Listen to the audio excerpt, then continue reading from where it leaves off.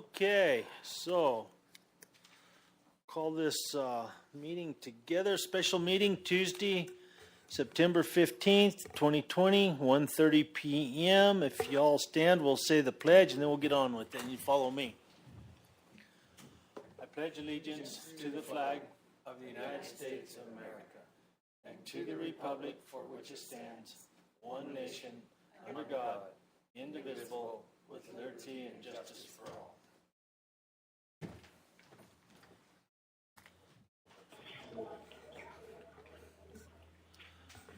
Okay, going on to 2A, regular agenda items.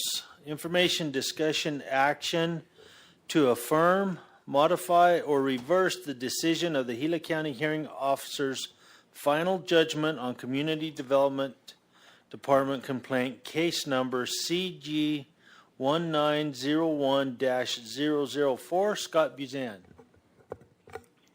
Thank you. Good afternoon, Mr. Chairman, members of the board. Arizona Revised Statutes 11-813 allows the Board of Supervisors to adopt a zoning ordinance. 11-815 establishes the position of the county zoning inspector and establishes civil penalties for a violation of any zoning regulation and allows the board to appoint a hearing officer to hear determined zoning violations. The Gila County zoning ordinance contains rules and regulations for properties located within the unincorporated areas of Gila County. This ordinance also establishes the position of the zoning inspector for the purpose of implementing and enforcing the ordinance. The Hearing Officer Rules of Procedure, Ordinance Number 0501, contains the rules of procedure that cover all civil violations brought before the hearing officer. This ordinance also gives the defendant the right to a review of the hearing officer's final decision by the Board of Supervisors, which is what is transpiring today. Also, Section 23.9 of this ordinance states the board, after consideration of the transmitted record, may increase, decrease, or modify any penalty and assessment imposed by the hearing officer. This complaint came to us on January 8 of 2019. Code Enforcement received the complaint for junk and inoperable vehicles at 230 South Central Avenue. On January 10 of 2020, Zoning Inspector Bill Hanna performed 2019, excuse me. Get my years. January 10 of 2019, my apologies. Zoning Inspector Bill Hanna performed a site visit and confirmed there was multiple violations of Section 103.1 of the Gila County zoning ordinance, specifically for junk and more than one inoperable or unregistered vehicle on the property. There were 6 vehicles at the time. 3 of them were confirmed inoperable. Large amount of scrap wood, scrap metal, auto parts, building materials, appliances, appliance parts, furniture, and tools. On January 14 of 2019, a notice of violation was mailed in first-class mail. Return receipt requested to Ms. Bernice Santillanes. To save time, I won't read a summary of the results of each of the 7 hearings that were held in front of the hearing officer, and have provided copies of these to each supervisor, the clerk of the board, the deputy county attorney, county staff, and Mr. Redondo. A more detailed result was included in the file provided to you by the clerk of the board. In summary, there have been 562 days have elapsed since the defendant was notified of the complaint and the property was brought into compliance. There were 7 hearings in front of the hearing officer in which the defendant's son, Mr. Redondo, appeared at each one. He provided at each hearing various reasons as to why the property is not in compliance. There were 6 orders to bring the property into compliance by the hearing officer for a total of 333 days to bring the property into compliance. There were 11 site inspections performed by the zoning inspector, Bill Hanna. The total fines and civil sanctions imposed by the hearing officer totaled $15,800. This was reduced to $7,500 by the hearing officer at the final hearing. According to Mr. Hanna, the property was brought into compliance 5 days after the final judgment hearing on July 23, 2020. I would be happy to answer any questions you have at this time. Thank you, Scott. Tommy, you have some questions? Mr. Chair, I don't right now. Tim? I've got questions, but nothing I want to ask right now. Okay. Yeah, I have no questions as of yet. So my question is, Scott, was the last go around when it was at $15,800 and then was it reduced to $7,500? Yes, sir. At the final hearing on July 23rd, the hearing officer reduced it.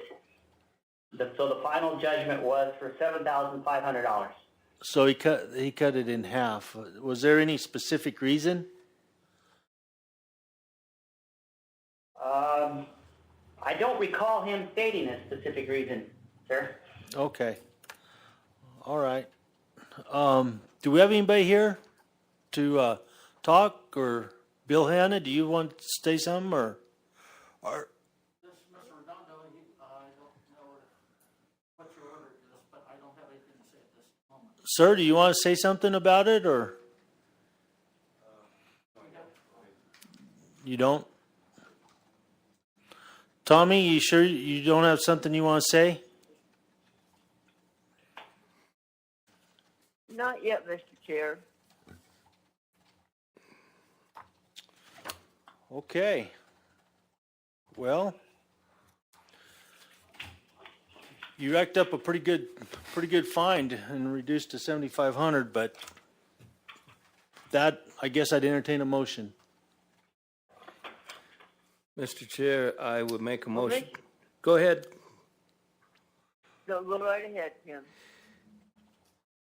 I was just going to make a motion to not override our hearing officer, whom has been with this for a long, long time and several hearings, and has had the fine reduced to half.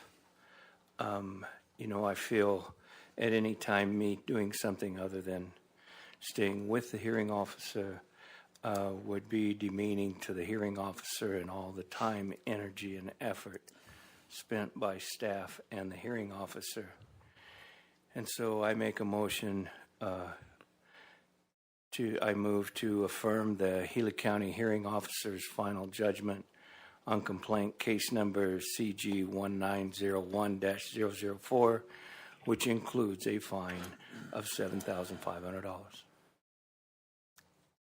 Mr. Chair, I'll second that, but I'd also like to add to this. I think for the length of time that it took, and we do not need to go against. This is a well thought out judgment. I too hate to go against something that's gone on this long, and mostly I hate to let folks know that they can drag their feet till the cows come home, and we will allow that. And so, because of that, I'll certainly second this motion. Having a motion and a second, all in favor do so by saying aye. Aye. Aye. Aye. Motion carries. Hearing officer is affirmed. Do you have something you want to add to this, Jeff? Yes, Mr. Chairman, the rules require that a written notice of the final decision of the board shall be hand-delivered or mailed by first-class mail to all parties by the clerk of the board within 15 calendar days of the board's decision. So I would encourage the board to get from Mr. Redondo a mailing address at this time so that it can be properly sent. Okay, so if we could have your mailing address, and then we'll proceed on from there. So, and Mr. Chair, may I ask a question? Yeah, go ahead, Scott. I would like to know if the Mr. Redondo, that they would prefer to some type of payment schedule because of the amount of the money.